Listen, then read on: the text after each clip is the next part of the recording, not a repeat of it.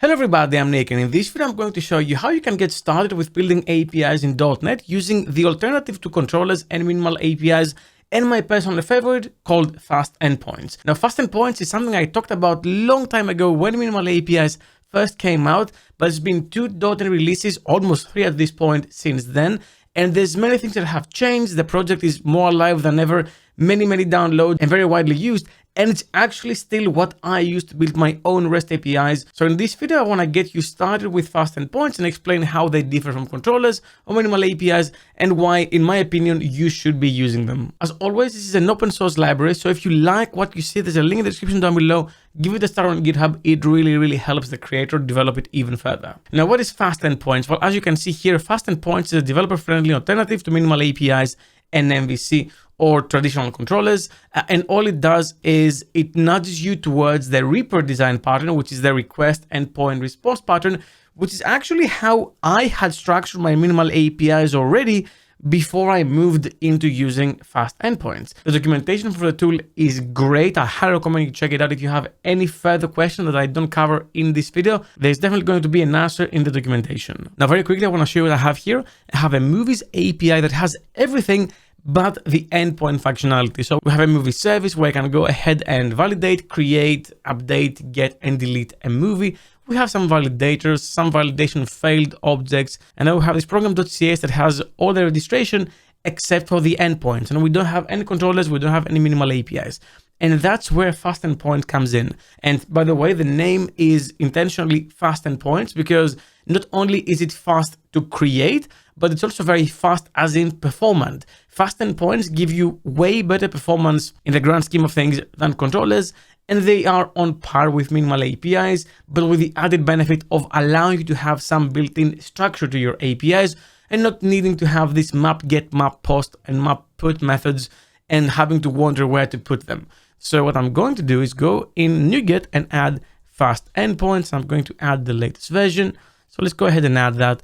And I'm going to add the basic registration, which is first in the services. I have to say builder.services.add FastEndpoints. I'm not going to customize anything. And then for the middleware, I'm going to say app.use FastEndpoints. And that's it. That's all the registration I need. And then because I'm sort of slicing this application in a vertical way, I'm going to go in this movies folder and I'm going to create my first endpoint.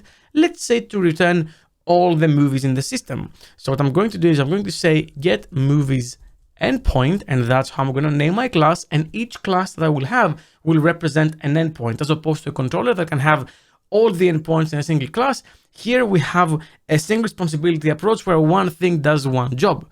I'll go ahead and say that this endpoint, to become a fast endpoint, is an endpoint without a request. Why is it an endpoint without a request? Because the endpoint we're going to be calling is the movies endpoint. There is no query string parameter, no route parameter, and no object. So it is an endpoint without request. And then the response type is a movies response. And that's what goes in this T parameter. And then I need to configure it. So I'm going to say override the configure method. And I'm going to specify a couple of things. First, the route. So that is a get endpoint, which is on the movies path. And then I want to allow anonymous access in terms of auth for this endpoint. And then to handle requests, I have 2 ways. The first one is to override the handle method. And what I end up with is something like this. I have a handle async method that has a cancellation token, and then I can do all of my processing here. And because I don't have a request, I don't have an object to grab here. You still have access to the HTTP context as a parameter because you extend this endpoint without request class, but I'm not going to use that. All I'm going to say is that I need a private read-only iMovie service. I'm going to inject it from the constructor, and then I'll go ahead and have my implementation. Since I'm getting all the movies, all I'm going to say is movies equals await movies service dot get all async, so asynchronous processing, and then I'm going to create the response. I'm going to say movies dot map to response. And then I'm going to say, I'm not going to return anything because this is just a generic task. I'm going to say await send, and now I can choose any type of request or response I want to send. So I have OK, string, file, forbidden, headers. I can send anything. I'm going to say send OK because I'm getting a collection. And then I'm going to say response. and the response is that object. And then I can also pass down the cancellation token, and that is it. And that's all I need to get started. I'm gonna go ahead and just run it. And as you're going to see, I'll go to Insomnia now. My API is running, and I'm going to get all movies in the system. And as you're going to see, I'm getting them, and it's an empty collection because I have no movies. If I stick a breakpoint, this is all debuggable. So I can go ahead here, say send, and I'm coming in here. I can go to the service, get the request, and then map it. Now, I totally get if you don't like this approach of just sending something and writing it, but not really returning it. And there is an alternative here for fast endpoints. Instead of doing a handle async, I'm going to just comment it out in case you want to grab the code from the description down below. I'm going to say override execute async. And in this case now, we grab that response object and we have it in the response of that task. And now same thing as before, but instead of just writing it, we can say return that. And by default, this will now say that this is okay. Of course, if you had to write not found, there's a different way to handle that, and we're gonna see it when we implement get by ID or slug. But same behavior, I'm gonna put a breakpoint here, I'm gonna go back to Insomnia, call that endpoint, and as you're going to see, same thing, and we get the exact same behavior.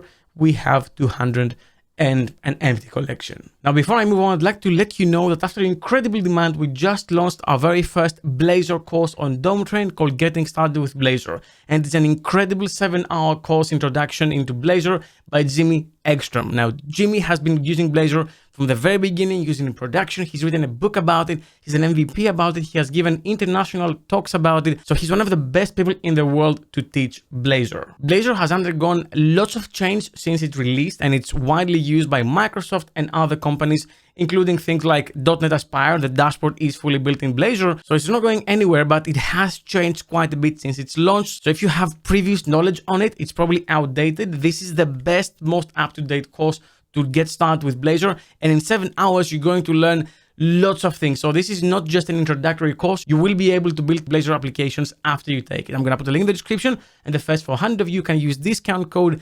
GSBlazor20 to get 20% off at checkout. Now back to the video. So great, first endpoint out of the way. Now I'm going to duplicate that, and I'm going to say get movie endpoint, and I'm going to implement the get movie endpoint to just get a single movie. And in this case, I do have something for the request. It is a route parameter because my endpoint will be this, and then the parameter is ID or slug. And if I want that to be mapped, what I could do is I could say endpoint, and then I can say record get movie request and pass down a parameter ID or slug. And if I was to do that, then I would be able to say, here's my endpoint, pass this parameter, and then update this method to accept this as a parameter. So request goes here, then cancellation token, and then the rest is history. Same thing as before, but I don't have to create and allocate an entire object over here and waste this memory.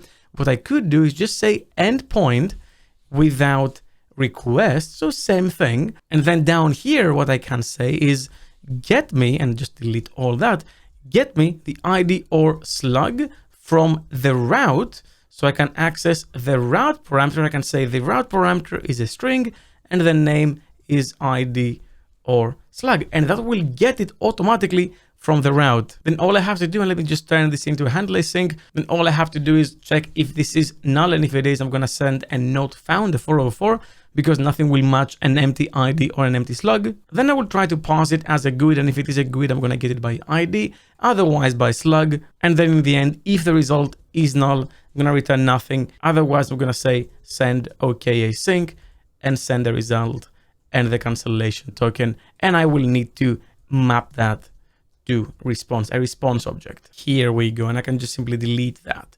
Now, I'm not using the execute async here to return either an OK or a not found. We'll see how we can do that in the created, but I also want to show you how you can use handle and send. Now, two things about fast endpoints. If we go in NuGet, you'll see that in terms of dependencies, we're going to get fluent validation by default in fast endpoints. That's because you can actually have validation natively in fast endpoints, and all you need to do is create a validation class with the type of the requests coming in. So if I create a validation class with generic type create movie result, then all the logic will be automatically processed without me having to do anything when that request is coming in, and then map it to whatever we decide. Same goes with the mapper. We can have native support, as you can see over here, request mapper. We can make a request mapper for FastEndpoints and map from a contract to a domain object and vice versa.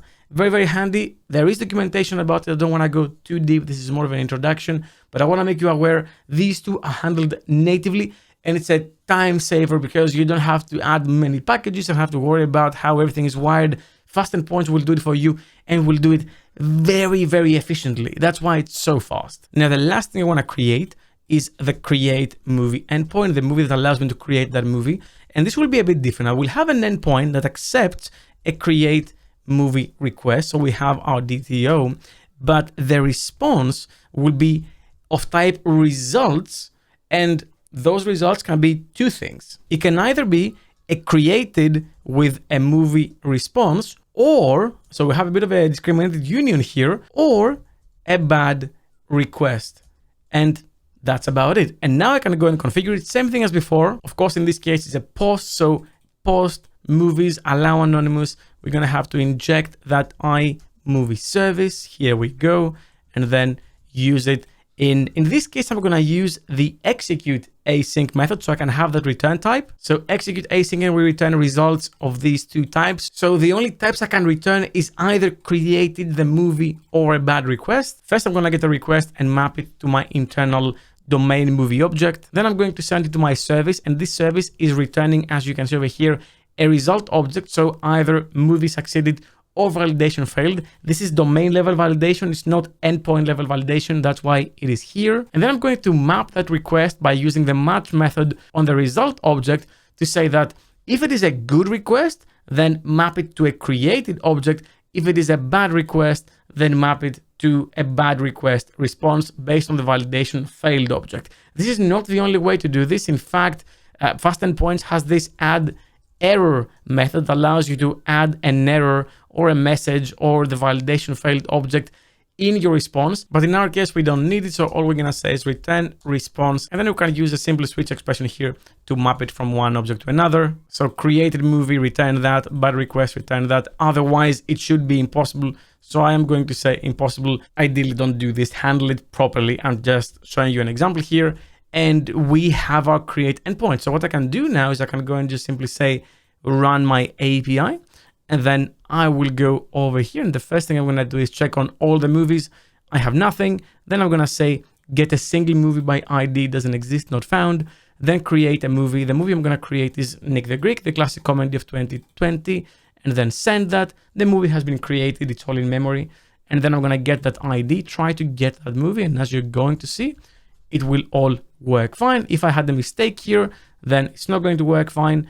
And if I used the slug to retrieve it, this also works. So if I do that, then that all works too. And I can return everything. It's extremely easy, extremely productive, so efficient, so performant. Again, faster than controllers, equally as fast as minimal APIs. And you're getting so many features by default. And I really like that in my verticals, I can have this single endpoint.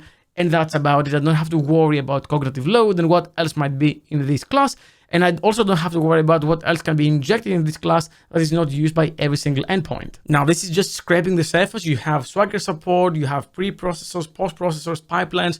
You can do so much with FastEndpoints. So again, if you like FastEndpoints, link the documentation and give it a shot on GitHub. I think it's an excellent project. But now on from you, what do you think about this project? And are you using any other alternative? Leave a comment down below and let me know. Well, that's all I had for you for this video. Thank you very much for watching. And as always, keep coding.